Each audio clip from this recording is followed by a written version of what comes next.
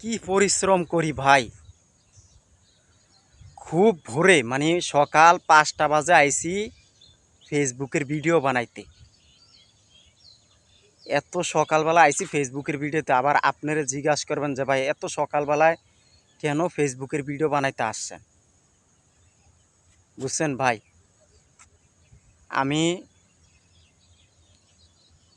বিগত 2 মাস অসুস্থ ছিলাম। মানে আমার হার্টে চর্বি জমে গেছে, লিভারে চর্বি জমে গেছে। তা আমি সকালবেলা আসতে পারি নাই। বেশিরভাগ অসুস্থ লইয়া ভিডিও বানাই ফেসবুকে, তারপরও কাজ ছাড়ি নাই।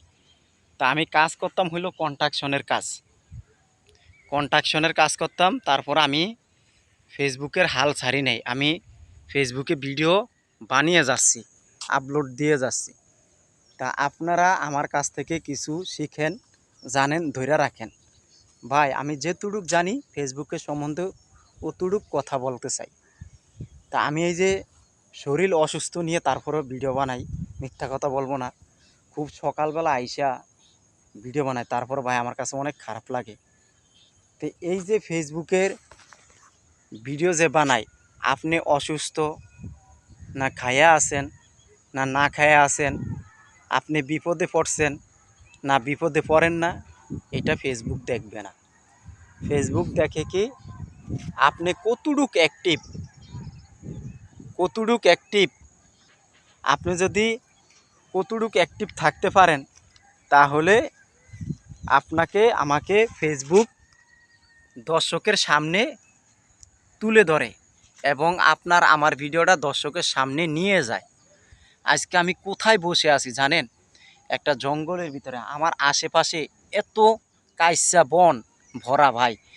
আমি বনের ভিতরে বসে ভিডিও বানাই, শরীর অসুস্থ। আল্লাহ না করুক যদি আমার একটাকে কোনো প্রাণী আক্রমণ করে, তাহলে আমি যাইতে পারবো না। তো ভাই আমি ফেসবুকে যদি প্রফেশনালভাবে কাজ করতে চাই, তাহলে অরিজিনালভাবে কাজ করতে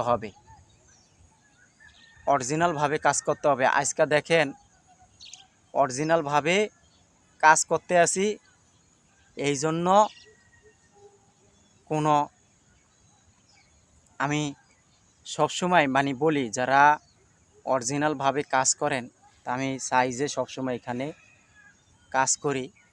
আপনি এই যে পরিশ্রম করতে আছেন, পরিশ্রমটার ফল একদিন না একদিন পাবেন। কিন্তু মেন কথা হলো আপনি ধৈর্য ধরে কাজ করতে হবে। আপনি ধৈর্য ধরে যদি কাজ করতে পারেন, তাইলে আপনি এখান থেকে কিছু করতে পারবেন। সবসময় আমি বলি আপনি সবসময় ধৈর্য ধরে কাজ করার চেষ্টা করেন। ধৈর্য ধরে কাজ করলে আপনি সফলতা হইতে পারবেন।